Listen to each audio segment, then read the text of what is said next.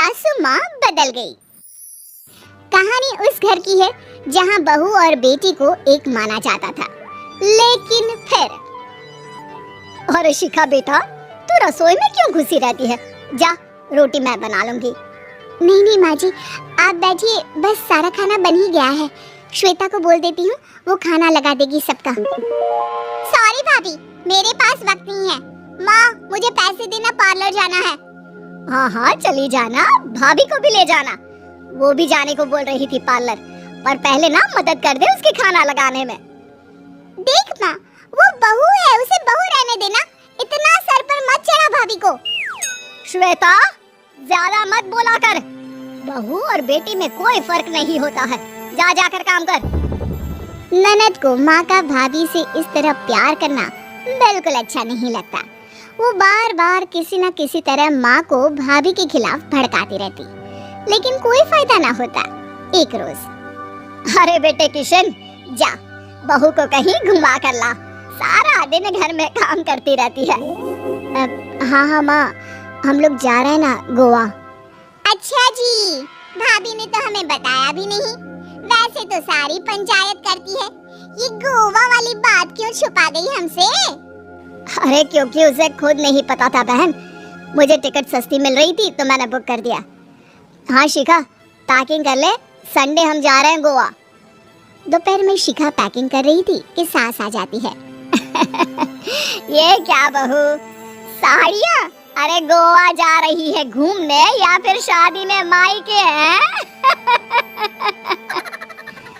माँ जी, ऐसा कुछ है ही नहीं, समझ में नहीं आ रहा क्या रखूं कपड़े में। अरे तेरी और श्वेता की साइज तो एक ही है, उसके कुछ मॉडर्न कपड़े ले ले, आकर लौटा देना। हाँ माँ जी, ये ठीक रहेगा। शिखा श्वेता के पास जाती है और उससे कपड़े मांगती है। ना जी ना, मैं अपने कपड़े ना दूं, वैसे भी फैल जाएंगे मेरे कपड़े, बहुत महंगे वाले हैं। शिखा मुंह लटकाकर कमरे में आ जाती है तो सास कहती है, चल तैयार हो जा, तुझे मैं शॉपिंग करा कर लाती हूँ गोवा की। बस फिर क्या था, सास बहू निकल जाते हैं मार्केट और एक से बढ़कर एक ड्रेस खरीद कर घर आते हैं। पहले बता देती कि नए कपड़े दिलाने वाली है भाभी को, तो मैं अपने ही दे देती ना भाभी को, मुझे दिला देती नए कपड़े। देख श्वेता, परिवार का मतलब सबके साथ रहना होता है, ना कि सिर्फ अपना सोचना। वैसे भी तुझे अच्छे संस्कार सीखने चाहिए। और रही बात कपड़ों की, तो शिखा, आज से घर पर भी तू मॉडर्न कपड़े ही पहनेगी, कोई जरूरत नहीं है ये साड़ी वाड़ी लपेटने की। अब क्या था, घर पर श्वेता और शिखा एक जैसे रहते। एक बार पड़ोसन आती है। अरे बेटा, अपनी माँ को तो बुलाना जरा, बात करनी है। शिखा सास को बताती है और रसोई में चली जाती है। ये आपकी बेटी बहुत बड़ी हो गई है, इसके लिए एक रिश्ता है, कहो तो बता दूं। ये बेटी नहीं बहू है, घर में सब एक जैसा ही रहता है। वैसे मेरी बेटी भी बड़ी हो गई है, कोई रिश्ता हो तो जरूर बताना। पड़ोसन रिश्ता लेकर उन लोगों के घर आती है। तब श्वेता की होने वाली सास कहती है, तो ये घर है, कितने मंजिल का है? और ये बहू ने आपकी क्या पहन रखा है, जीन्स टॉप? अरे भाई, साड़ी वाड़ी नहीं है क्या इसके पास? देखिए, सर्दी है तो साड़ी में बहू कैसे मैनेज करती, वैसे पहनती है साड़ी भी। देखिए, हम लोग ठहरे पैसे वाले लोग, कोई कमी नहीं है हम लोगों के पास पैसों की, बहुत पैसे हैं, जमीन, नौकर चाकर, कार, सब कुछ है, लेकिन घर में संस्कारी बहू चाहिए। समझ रही है ना आप? सास कुछ कहती कि श्वेता बोल पड़ती है, हाय रे, नौकर चाकर से लेकर जमीन, कार, पैसा, हाँ मुझे रिश्ता मंजूर है मुझे। अरे रुक जा श्वेता, मैं बात कर रही हूँ ना। देखिए, हम लोगों के घर इतनी आजादी नहीं मिलेगी।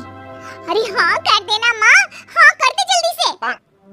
सास क्या करती, बेटी की शादी ऐसे घर में कर देती है जहाँ ना उनके विचार मिलते हैं और ना ही आचार। शादी के बाद एक रोज फोन पर, श्वेता बेटा एक बार घर आ जा, बहुत दिल करता है तुझे देखने का। माँ वो घर पर बहुत काम होता है, कैसे आऊँ? बड़ा घर है लेकिन आने जाने वालों की लाइन ही लगी रहती है। बेटा मैं तो जानती थी उस घर का हाल, लेकिन तू ही नहीं मान रही थी। माँ देख, हर घर का यही हाल है। तेरी बेटी को यहाँ घूंघट हटाने की परमिशन नहीं है और एक तरफ भाभी स्कर्ट पहनकर घूम रही है। बेटा मुझे क्या पता था कि मेरी बेटी को ससुराल के नाम पर पिंजरा मिल जाएगा। अच्छा माँ, फोन रखती हूँ, सास को गर्मा गर्म रोटी खिलानी है। तुम लोगों की तरह नहीं कि एक रोटी बनाओ, एक सब्जी बनाओ, फिर सारा दिन फ्री होकर घूमो।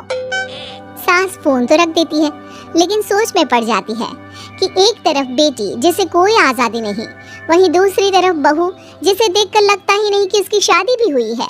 अगले रोज, शिखा, अरे ओ शिखा। हाँ माँ, क्या हुआ? कुछ चाहिए आपको? मैं जिम जा रही थी। जिम के कपड़ों में बहू को देखकर सास को घूंघट में अपनी बेटी का ख्याल आता है।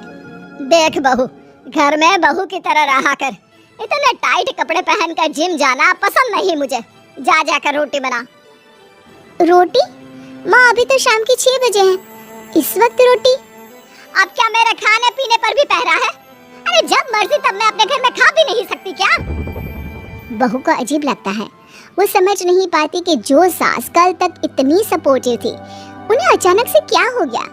वो किचन में जाती है, गरम रोटी के साथ 2 तरह की सब्जी, रायता, सलाद सब लेकर सास के पास आती है। माँ जी, खाना। इतना सारा खाना? राक्षस समझा है क्या मुझे? रोटी मांगी थी मैंने गर्मा गरम बस। पर माँ जी, रोटी खाती किससे आप? सब्जी तो बनानी थी ना।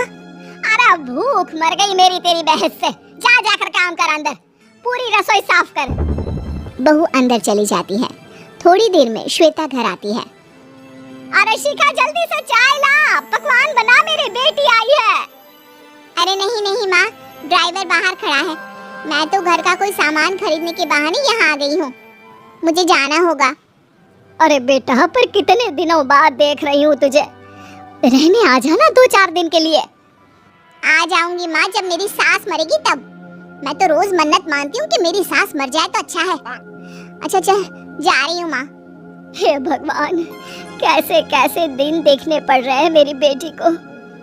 सास अंदर जाती है, जहाँ श्वेता की जिम वाली सहेली का फोन आया होता है। क्या बात है, आज जिम नहीं आई? अरे पता नहीं यार, आज माँ को क्या हो गया अचानक।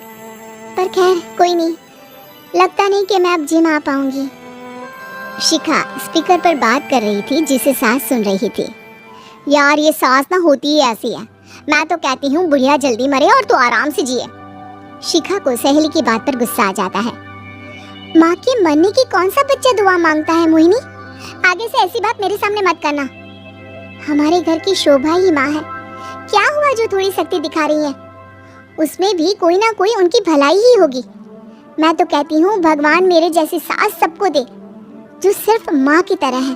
सास वाली तो कोई बात ही नहीं है उनमें। सास ये बात सुन रही थी। उनकी आंख में आंसू आ जाते हैं कि क्यों वो बेटी की किस्मत में बहू को भी भागीदार बना रही थी। शिखा, अरे ओ शिखा, क्या हो गया? जिम नहीं जाना क्या?